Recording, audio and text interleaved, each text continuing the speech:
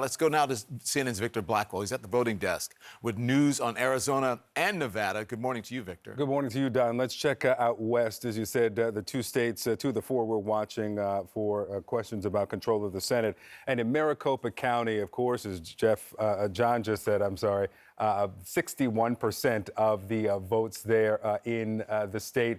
We know that they have completed the day of voting, but right now they're sorting through the early ballots, the ballots that were dropped off. Actually, some video tweeted by the Maricopa County Elections Commission of the machines actually scanning the signatures on those ballots. We have the video of the machinery actually working to show that they are scanning those ballots, staging them. So what will happen over the next several hours is that they will compare the signatures on these ballots that are going through this machine to what they have on file to determine the validity of those ballots. Those will be added to the count. We're told that we will not get an updated report on a count from Maricopa County until this evening. So that county, the great tranche of votes there in the state, will be on hold for a while. Now, in Nevada, the question is, when will we get the votes from these drop boxes?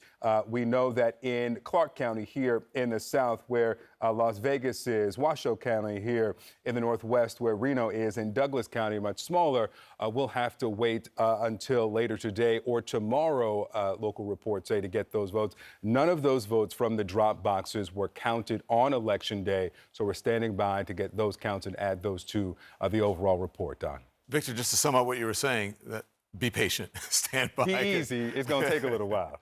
There's a lot going on. We've got a lot more to do here, and they've got a lot more to count. So thank you, Victor. We'll get back to you. Now back to Mr. John Berman at the Magic Wall, Nevada. Yeah, let's talk about what Victor was just showing us there. Adam Laxalt, the Republican, with a 22,000 vote lead, 80% in.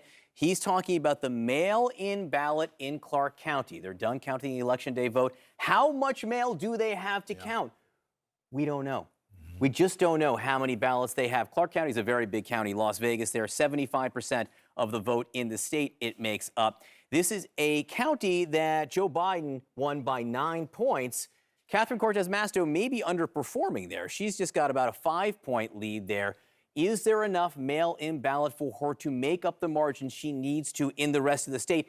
It really needs to happen here in Clark County, because if you look at the map, it's the one county where she's leading right now. The other county with the second largest population, Washoe, which is about 15%, she's trailing Adam Laxalt by almost 5 points, only 64% in. She may not be trailing when the counting is done, depending on how much mail there is left to count. Also, we just don't know. But she needs to grow her margins in the mail in Washoe and Clark County, just what Victor was talking about there. And that's going to take some time to count, because the mail, let me just stay on Nevada for a second. The mail in Nevada, it just needs to be postmarked by yesterday, Election Day. It can arrive today, tomorrow, Friday, right? And they're going to count it until Saturday. So this could take some time in Nevada. Let's go down to Arizona. Now, we were just talking about that. As Victor pointed out, right now, here's the lead. You can see Mark Kelly, the incumbent Democrat, with a lead of about 6 points. Just 67% in Maricopa County, the most populous county, 61% of the vote. He's got a lead. It sort of mirrors his overall statewide lead. Why is that? Because it's the biggest county. It makes some sense. It's also kind of a swing county. Democrats won this. Joe Biden won this just by 2 points. He's got a lead there. The mail-in ballot will be counted. I guess Victor just told us we're not going to get another update until tonight. It's going to be several hours.